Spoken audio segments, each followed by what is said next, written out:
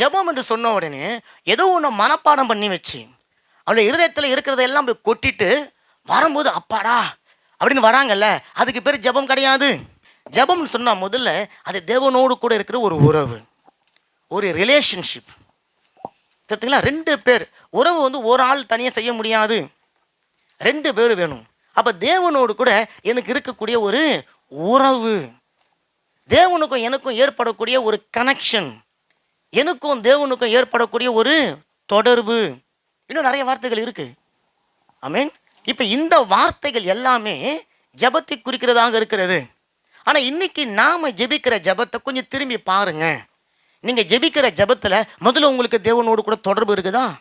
தேவனோடு கூட உங்களுக்கு ஒரு கனெக்ஷன் ஏற்படுதா? தேவனுக்கும் உங்களுக்கும் இதில் ஒரு கம்யூனிகேஷன் ஏற்பட்டு கொண்டு இருக்கிறதா? அப்படின்னு சொன்னால் நீங்கள் ஜெபிக்கிற ஜெபம் கரெக்டு.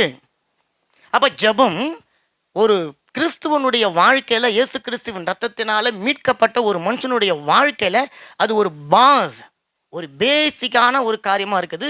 பேஸ் அதன் மேலே தான் அந்த கிறிஸ்துவ வாழ்க்கை என்கின்ற கட்டடம் கட்டப்படுகிறது. அந்த கட்டடம் நிற்பதற்கு தூண்களாக, முதுகெலும்பாக விசுவாசம் செயல்படுகிறது. அப்போது ஜெபம் இல்லாமல் விசுவாசம் வேலை செய்யாது. ஆனால் விசுவாசம் இருக்கும்போது ஜெபம் அங்கே கட்டாயமாக இருக்கும்.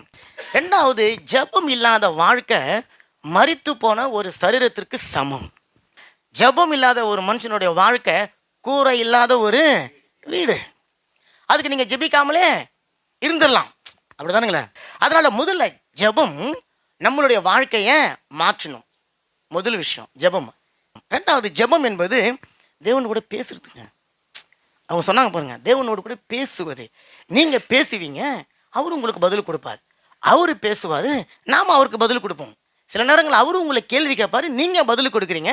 நீங்கள் கேள்வி கேட்குறீங்க, அவர் உங்களுக்கு பதில் கொடுக்குறார். அப்போ ஜெபம் 2 பக்கமும் அங்கே கிரியை நடந்து கொண்டு இருக்கிறது.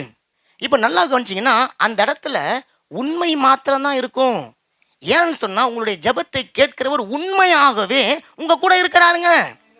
அவர் பொய் உரையாத தேவன், அவர் பொய் சொல்ல மாட்டார். அப்போ உங்களுடைய ஜெபத்தை கேட்கிறவர் உண்மையானவராக இருக்கிறபடினால ஜெபத்தை சொல்கிறவங்களும் உண்மை உள்ளவங்களாம் இருக்கணும். அங்கே உண்மை தான் இருக்கணும்.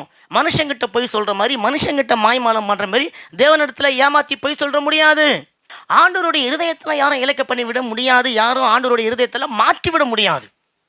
ஆமென். அப்போ நீங்கள் ஜெபத்தில் உண்மை உள்ளவர்களாக இருக்கணும், உண்மையாக தான் நீங்கள் ஜெபத்தில் பேசணும். அப்போ இன்றைக்கு அநேக ரட்சிக்கப்பட்டு பல வருஷங்கள் ஆனாலும் ஜெபம்னு சொன்ன உடனே போய் ஒரு பெரிய மல்லிகை லிஸ்ட் எடுத்துன்னு போவோம். எல்லாருமே அப்படி தான் ஒரு பெரிய விண்ணப்பத்தை எடுத்துன்னு போகிறோம்.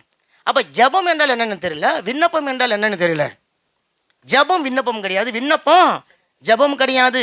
ஆனால் ஜெபம் அதுக்குள்ளார மண்டாட்டு இருக்குது, அதுக்குள்ளே விண்ணப்பம் இருக்குது, அதுக்குள்ளே துதி இருக்குது, அதுக்குள்ளே ஸ்தோத்திரம் இருக்குது, அதுக்குள்ளே விசுவாச அறிக்கை இருக்குது, அதுக்குள்ளே பாட்டு இருக்குது, அதுக்குள்ளே வேத வாசிப்பு இருக்குது. இது எல்லாம் தான் ஜெபம்.